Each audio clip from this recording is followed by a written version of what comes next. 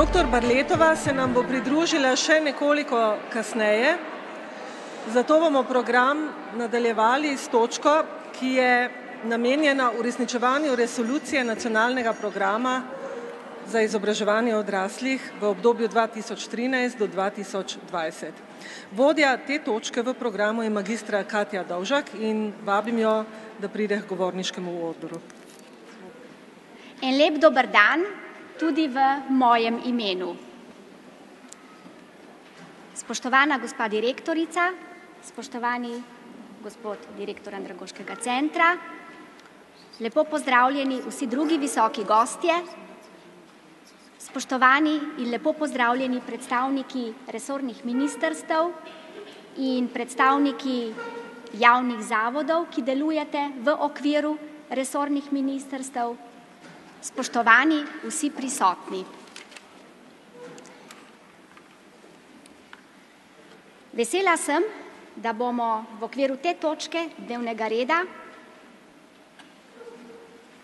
sodelovali predstavniki zelo različnih področij, ki prispevamo k uresničevanju nacionalnega programa izobraževanja odraslih v Republiki Sloveniji. Na samem uvodu mi dovolite naslednjo misel, ki je lahko tudi nekako izhodišče predstavitvam in razpravi. Misel sem nekoliko prikrojila. Gre pa takole. Vse je podvrženo spremembam, obenem pa nobena sprememba ni dosežena z lahkoto.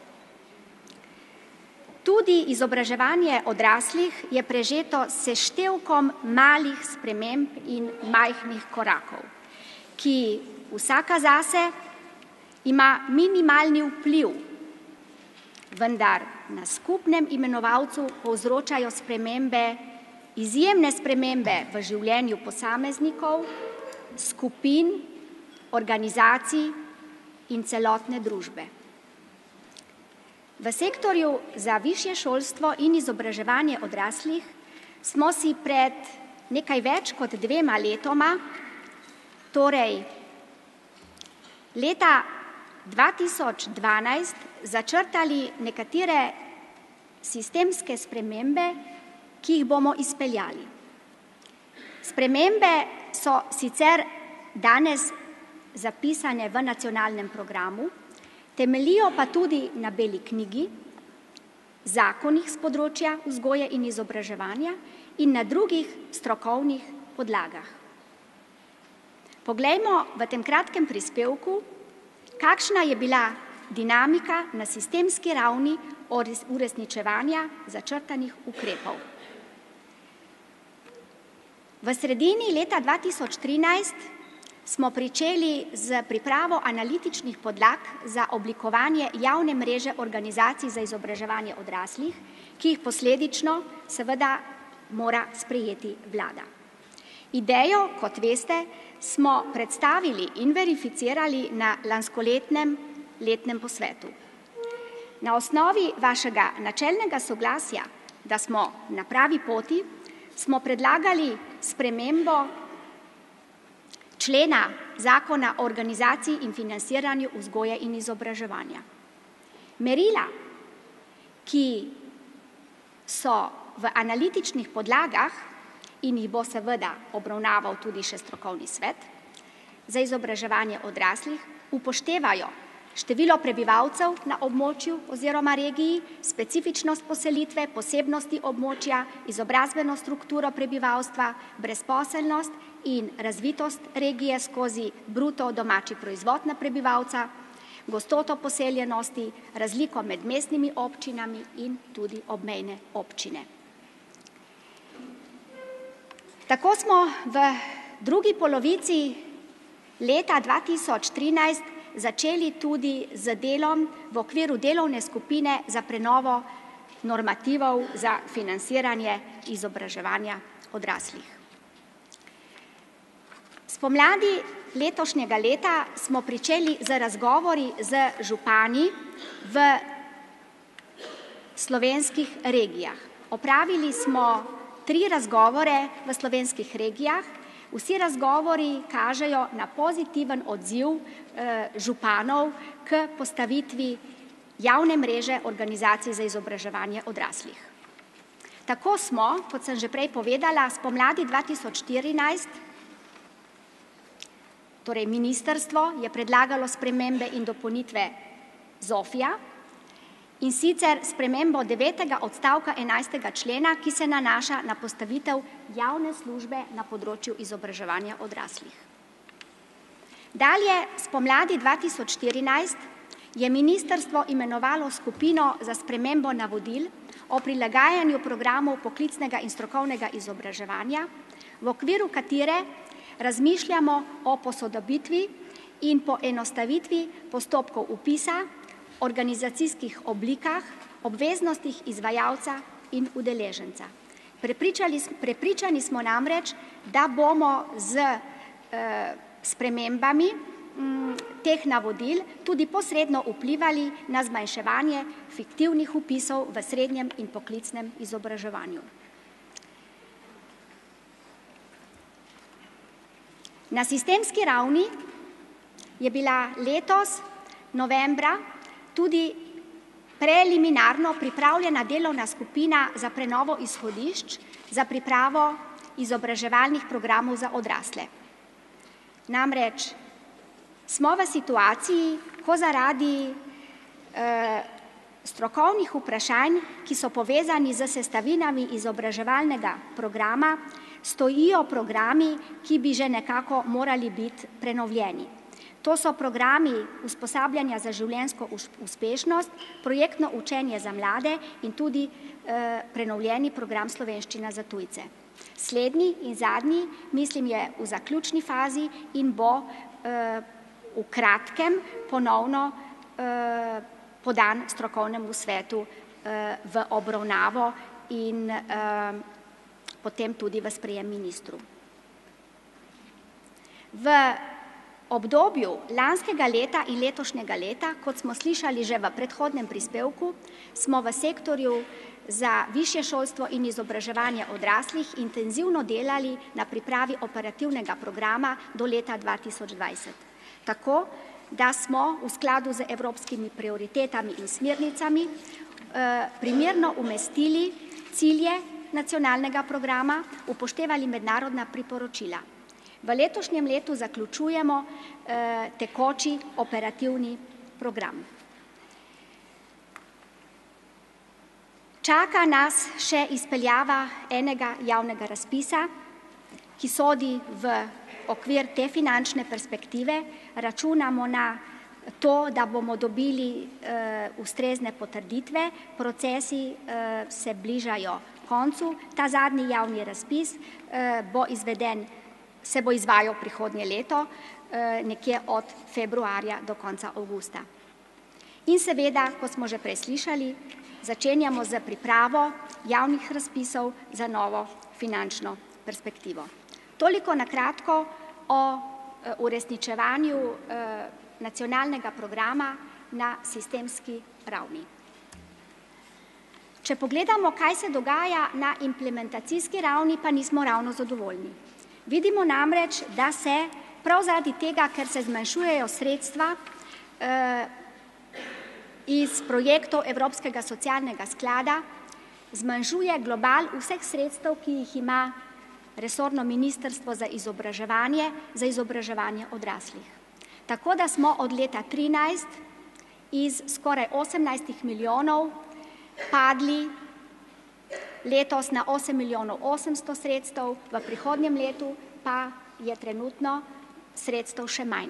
Saj je iz številk razvidno, da smo imeli leta 2013 64% sredstev izvira projektov Evropskega socialnega sklada, letos je pa sredstev manj, prihodnje leto pa le še 4%.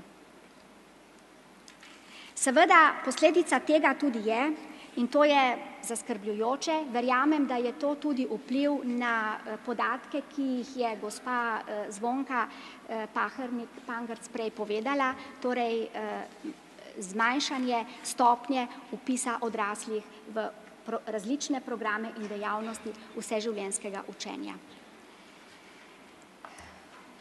Seveda pogledamo lahko tudi, kakšno je bilo število vključenih udeležencev v različne programe po prednostnih področjih, seveda samo tiste programe, ki jih je finančno pokrivalo Ministrstvo za izobraževanje. Vsled prejšnji sliki seveda se je tudi zmanjšalo število odraslih, tako v programih za pridobivanje splošnih zmožnosti, v programih za dvig izobrazbene ravni in tudi v programih za poklicne zmožnosti pa seveda ne, ker smo to področje financirali samo iz sredstev integralnega proračuna. V letu 2013 smo, če pogledamo splošne zmožnosti, imeli na račun sredstev Evropskega socialnega sklada vključenih kar 20.800 odraslih, vključenih vseživljenjskega učenja, to pomeni, v letu 2014 pa le še 3.000. Vključenost v programe za pridobivanje temeljnih zmožnosti iz integralnega proračuna ostaja približno enako. Te številke so zaenkrat še ocena, ker nimamo čisto dokončnih podatkov, vendar kljub temu, da smo vložili enako sredstev v obeh letih, se kaže, da se število vključenih v programe zmanjšuje. Pri dvigu izobrazbene ravni pa imamo velik manko v letu 2014 pri sofinanciranju srednješolske izobrazbe, saj nimamo več sredstev iz Evropskega socialnega sklada. Tako da seveda letošnje leto ni nič kaj razveseljujoče, to veste tudi sami, ampak to je posledica prej povedanih finančnih sredstev. Upam in verjamem, da se bo ta trend v prihodnjih letih bistveno izboljšal, saj kot je povedala gospa Vertelj že prej, pričakujemo tudi na področju izobraževanja velik preboj, tako da bomo lahko sofinancirali različne ukrepe, tako z področja pridobivanja splošnih zmožnosti, dviga izobrazbene ravni prebivalstva. No, če pogledamo implementacijo čisto na kratko, svetovalna dejavnost, v letu 2013 svetovanja po projektu ISIO okvirno 18.600 odraslih, v letu 2014 nekoliko več, ker smo svetovanje razširili tudi na brezposelne in ponudili sofinanciranje vsem ljudskim univerzam. Kar se tiče vrednotenja in ugotavljanja predhodno pridobljenega znanja, je bilo v te postopke vključenih v letu 2013 nekaj več kot 1100 odraslih, v letu 2014 631 odraslih. Postopke je v okviru javnega razpisa izvajalo 15 izobraževalnih organizacij.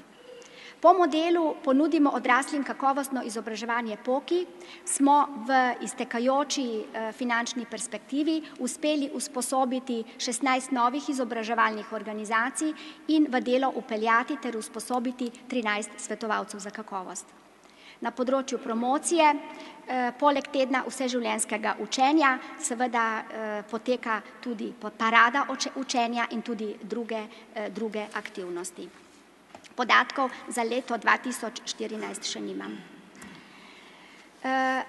Poglejmo na kratko, poleg sistemskih zadev, ki sem jih v uvodu že predstavila, kaj še načrtujemo. Strokovni svet za izobraževanje odraslih nas ves čas opozarja, da je potrebno poročanje letnih programov o izobraževanju odraslih dopolniti in izboljšati. Zato bomo pri pripravi poročil o uresničevanju letnih programov naredili nekatere bistvene premike, o katerih bo podrobno na koncu spregovoril tudi gospod magister Peter Beltram. Skratka, poročila naj pokažejo napredek vseh resorjev in medsebojno sodelovanje. Analizirati je potrebno ciljne skupine v okviru programov in dejavnosti in izdelati analizo napredka na posameznem prednostnem področju. Zavezujemo se skupaj z Andragoškim centrom, ki nudi strokovno podporo, da bomo ta napredek tudi naredili. Začeli smo pripravljati letni program izobraževanja odraslih za leto 2015 skupaj z kolegi iz resornih ministrstev. Načrtujemo, da bomo konec tega meseca s tem letnim programom že pri kraju in bo lahko prihodnji mesec že predložen v obravnavo strokovnemu svetu za izobraževanje odraslih. V letnem programu, ki je seveda finančno omejen za prihodnje leto, načrtujemo sofinansiranje programov in dejavnosti, vendar nameravamo ponovno uvesti javni razpis. Projektno učenje za mlajše odrasle, ki je trenutno financirano iz sredstev Ministrstva za delo, družino in socialne zadeve, bo tam tudi ostalo, ker je tako predvideno v novem operativnem programu do leta 2020. Torej, projektno učenje za mlajše odrasle v nadaljevanju v sodelovanju z Ministrstvom za delo.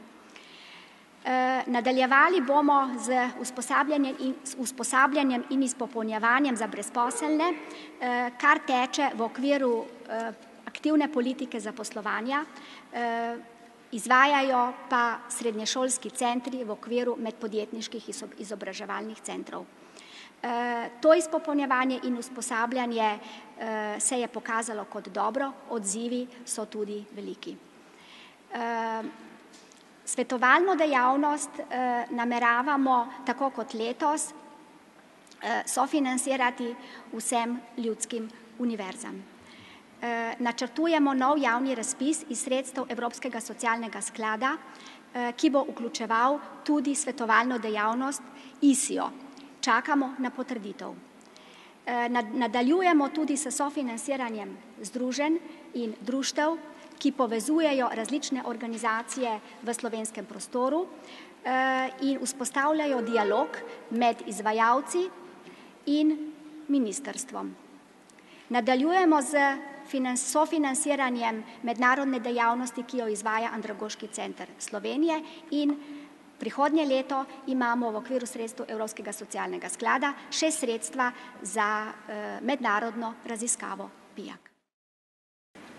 Torej, teoretičnih izhodišč in pogledov strateških, kako naprej, glede na trenutne družbene in ekonomske razmere, je bilo v pozdravnem govoru, ki je bil dosti več kot to, zelo veliko. Torej, preidimo tudi k praksi, k temu, kako posamezna ministrstva, pravzaprav, če uporabim besedo gospe Barletove, spreminjamo življenjski slog ljudi. Vabim k sodelovanju in aktivni udeležbi predstavnike posameznih ministrstev. Direktorat za trg dela in zaposlovanje pri Ministrstvu za delo, družino in socialne zadeve se ukvarja z uresničevanjem ciljev razvoja trga dela in politike zaposlovanja. Ukrepi aktivne politike zaposlovanja prispevajo k razvoju področja splošnega izobraževanja odraslih, zlasti pa k razvoju področja usposabljanja in izpopolnjevanja brezposelnih in tudi zaposlenih za potrebe trga dela. Zanima nas, katere glavne preboje je Ministrstvo za delo, družino in socialne zadeve uspelo opraviti letos k izboljšanju kompetenc ciljnih skupin in kaj na Ministrstvu za delo, družino in socialne zadeve načrtujete za prihodnje leto. Vabim k besedi gospo magistro Damjano Košir. Jaz sem kar malo pogledala to resolucijo o izobraževanju odraslih, ki smo jo skupaj oblikovali za obdobje 2013-2020. Tam imamo eno prednostno področje, ki se tiče seveda predvsem našega ministrstva, to je usposabljanje in izobraževanje za potrebe dela, in poudarki v resoluciji z našega področja so predvsem na tem, da skrbimo oziroma sooblikujemo razvoj in pa izvajanje izobraževalnih programov in dejavnosti, ki so prilagojene oziroma za potrebe trga dela.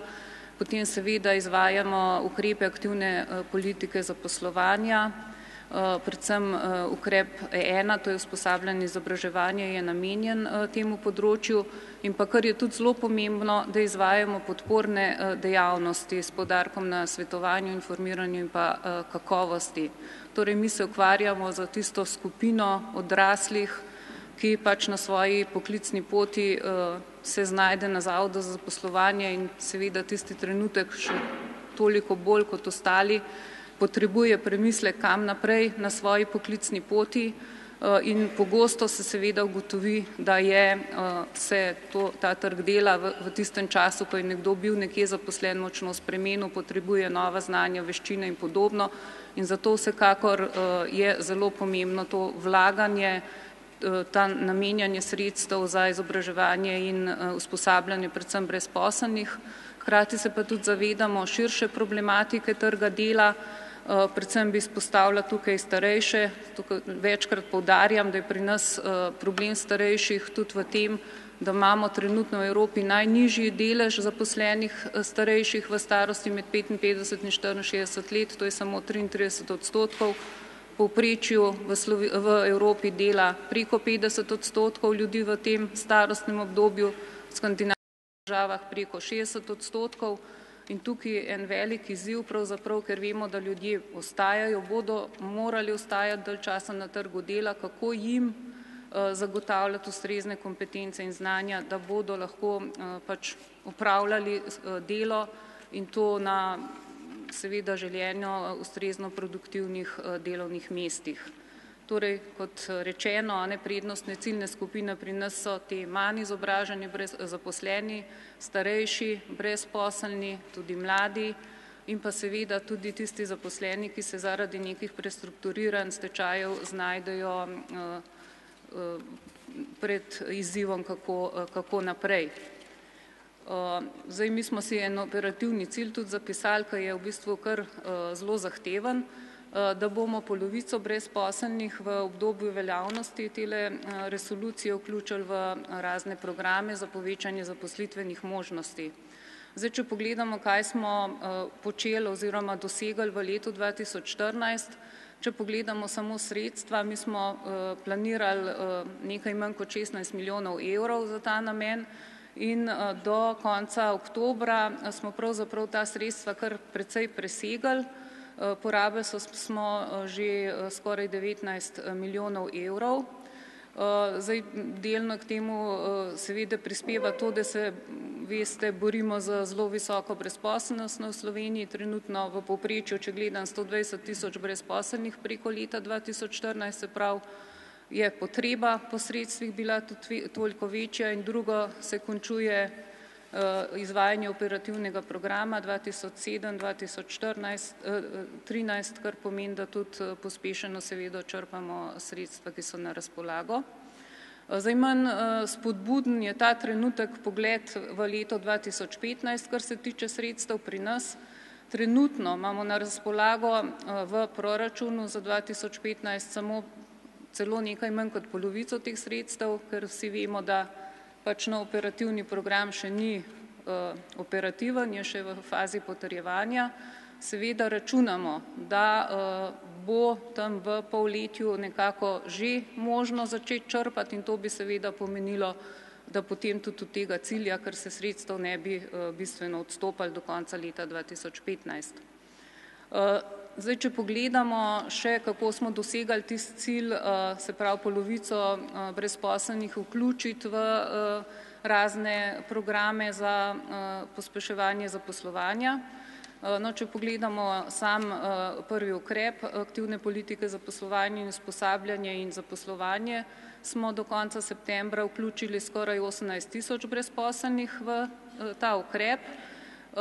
Če pa pogledamo po številu, največ je bilo institucionalnega usposabljanja preko 7500, drugo je usposabljanje na delovnem mestu, kjer veste, da gre za konkretno usposabljanje pri delodajalcih, tretje so nacionalne poklicne kvalifikacije, tukaj gre za same priprave in pa potrjevanje, se pravi prek 2500 vključitev.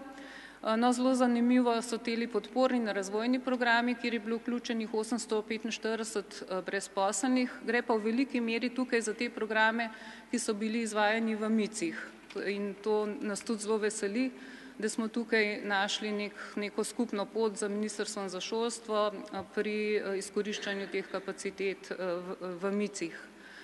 No, pri PUM-u so tudi zelo spodbudni rezultati. Letos je rekordno število vključitev, skoraj 600, prejšnja leta smo lahko govorili tam okrog 200 vključenih, če se prav spomnim.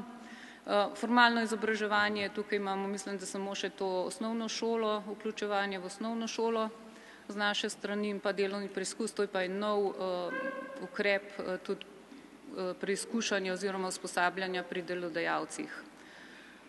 Se pravi, to so ukrepi aktivne politike zaposlovanja. Potem imamo pa še druge ukrepe, gre predvsem za vseživljenjsko karierno orientacijo. Tukaj imamo mi sklenjene koncesije z, mislim, da 12 koncesionarji in vključujemo razne delavnice za informiranje o trgu dela, usposabljanje za nastop na trgu dela in podobno. V te delavnice smo letos vključili že prek 12 000 brezposelnih oseb in pa ogromno teh dejavnosti poteka tudi na samem Zavodu za zaposlovanje. Tako da tukaj, če pa vse te številke pogledamo, pa dejansko lahko trdimo, da praktično ni skoraj brezposelne osebe, da v take ali drugačni obliki ne bi bila deležna neke storitve ali nekega ukrepa na trgu dela. Kar nam je zelo pomembno in kar je bilo tudi prej omenjeno strani gospe Berletove, da razvijamo to mrežo podporno pri načrtovanju in izobraževalne in poklicne kariere in zato nas veseli, da vedno bolj z roko v roki z Ministrstvom za šolstvo gradimo to mrežo vseživljenjske karierne orientacije za vse, rekla, skupine prebivalstva, se pravi od osnovnošolcev, srednješolcev, študentov, pa seveda tudi zaposlenih. Jaz bi s tem zaključila, pa bi rajše odgovorila na kakšno konkretno vprašanje. Hvala. Prav lepa hvala za vaš prispevek.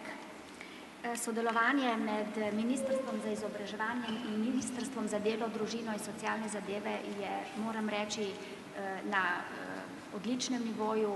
Veliko ukrepov in aktivnosti smo v sodelovanju uspeli izpeljati tudi v okviru tekoče finančne perspektive. In nadejamo si in želimo, da bo tako dobro sodelovanje tudi vnaprej. V strategiji razvoja dejavnosti javnega zdravja je mogoče prebrati: izboljšanje in varovanje zdravja sta ključna tudi za zmanjševanje revščine in socialni razvoj. Za posameznika in družine zdravje pomeni možnost osebnega razvoja in ekonomske varnosti. Je predpogoj za delovno aktivnost ter osnova za intelektualni, čustveni in fizični razvoj. Ker vlaganje v preventivo in ozaveščanje javnosti prispeva k njihovi boljši zaposljivosti, zdravemu staranju in zmanjšanju neenakosti v zdravju, nas zanima prispevek programov Ministrstva za zdravje in Zavoda za zdravstveno zavarovanje Slovenije k splošni izobraženosti prebivalstva.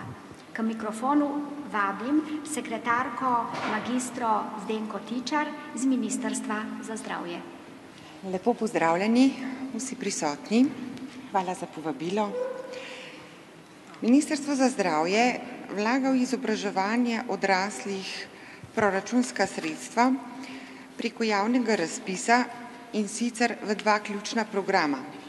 Program dejavnosti društev bolnikov, ki se sicer neposredno ne nanaša na izobraževanje odraslih, in pa v drugi program, program spodbujanja zdravega življenjskega sloga in zmanjševanja dejavnikov tveganja, ki pa vključuje program zmanjševanja škodljive in tvegane rabe alkohola, program zmanjševanja rabe tobaka, program za promocijo zdravja in uravnotežene prehrane in gibanja za zdravje, program za zmanjševanje povpraševanja po prepovedanih drogah in psihotropnih snoveh, program za preprečevanje okužb z virusom HIV, AIDS, potem program za krepitev duševnega zdravja in program promocije zdravega življenjskega sloga in obvladovanja dejavnikov tveganja za kronične bolezni in stanja,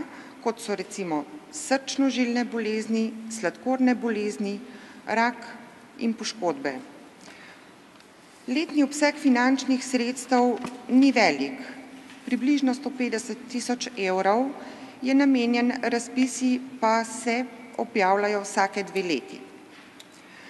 Bistveno večja finančna sredstva, več kot 10 milijonov, pa se na letni ravni zagotavljajo v okviru obveznega zdravstvenega zavarovanja za programe zdravstvene vzgoje. Osnovni namen je spodbujati posameznika ali skupine prebivalcev, da bi začeli aktivno skrbeti za svoje zdravje. Zdravstveno-vzgojni programi pomagajo posamezniku oblikovati znanja, stališča in vedenjske vzorce za zdrav način življenja in jim pomagati spremeniti njihov življenjski slog. Programi zdravstveno-vzgojnega dela se izvajajo v zdravstvenih domovih, ki jih določi minister za zdravje. Programirano zdravstveno-vzgojno delo izvajajo posebej usposobljeni kadri po vsebini in metodologiji verificiranih programov, izvajajo pa se v različnih oblikah, kot so individualna zdravstvena vzgoja v obliki svetovanja, zdravstveno-vzgojna predavanja, učne delavnice, delo v manjših skupinah in posvetovalnice. Zdravstveno-vzgojne vsebine, ki se obravnavajo v navedenih oblikah, so hujšanje, opuščanje kajenja, svetovanje za zdravo prehrano, svetovanje za telesno dejavnost in svetovanje za zmanjšano pitje alkohola. Programi v okviru zdravstveno-vzgojnega dela so namenjeni ozaveščanju prebivalcev, kot na primer šola za starše. Zdravstvena vzgoja osnovnošolcev in srednješolcev sicer neposredno ne sodi v izobraževanje odraslih, so pa učinki posredni in dolgoročni. Zobozdravstvena vzgoja zajema sicer preventivne programe pri predšolskih otrocih in osnovnošolskih otrocih. Tretjine področja zajema izvajanje zdravstveno-vzgojnih delavnic, v katerih izbrani osebni zdravnik napoti pacienta, pri katerih je bil med izvajanjem preventivnega zdravstvenega pregleda ugotovljen eden izmed dejavnikov tveganja, za katere se izvaja zdravstveno-vzgojna delavnica. V okviru teh programov se izvajajo naslednji skupinski programi, in sicer zdravo hujšanje, zdrava prehrana, telesna dejavnost, opuščanje kajenja, življenjski slog in test hoje in dejavniki tveganja. V 2 izmed navedenih programov pa se izvajajo tudi individualne delavnice, to je opuščanje kajenja in tvegano pitje alkohola. Financiranje se zagotavlja iz sredstev obveznega zdravstvenega zavarovanja v okviru preventivnih programov.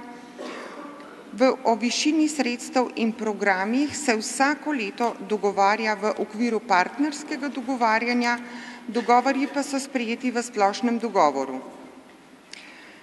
Preventivni programi obveznega zdravstvenega zavarovanja vključujejo približno tretjino sredstev, ki so namenjeni otrokom iz različnih starostnih obdobij.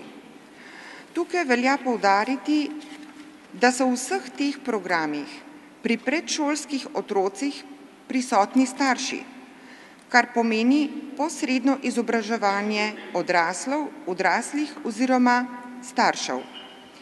Pri otrocih, ki so vključeni v osnovnošolske izobraževalne programe, so starši vključeni posredno, saj so v primerih ogroženosti oziroma prepoznanih dejavnikih tveganja vključeni v nadaljnjo obravnavo.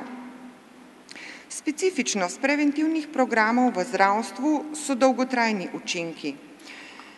Preventivno zdravstveno-vzgojni in zobozdravstveni programi so izobraževalni programi, ki v nadaljnjem življenju posameznika vplivajo na njihovo ravnanje v vseh življenjskih obdobjih.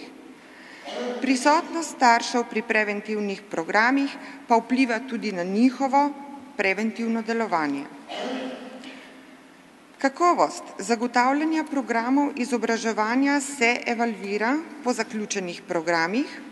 Kazalniki kakovosti prikazujejo ustreznost programa, ustreznost oblike izvajanja, ustreznost vsebine in medsebojno primerljivost med izvajalci.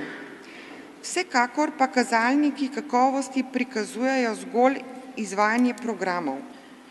Pozitivni učinki, ki jih imajo ti programi na posameznih področjih ravnanja in življenja posameznika in ali skupine populacije, pa se spremljajo v okviru javnozdravstvenih kazalnikov Nacionalnega inštituta za javno zdravje in posredno seveda tudi Statističnega urada Republike Slovenije. Dolgoročni cilji kažejo na trend upadanja škodljivih dejavnikov in posledično zmanjšano obolevnost. Konkretno se v primerih, ki jih financira Ministrstvo za zdravje, v evalvaciji zahteva, da izvajalci programa zagotavljajo procesno evalvacijo, kjer so sredstva, ki se namenjajo kombiniranemu izvajanju programov, financirajo tudi iz drugih virov. Pozitivni rezultati pa so prikazani dolgoročno v javnozdravstvenih kazalnikih.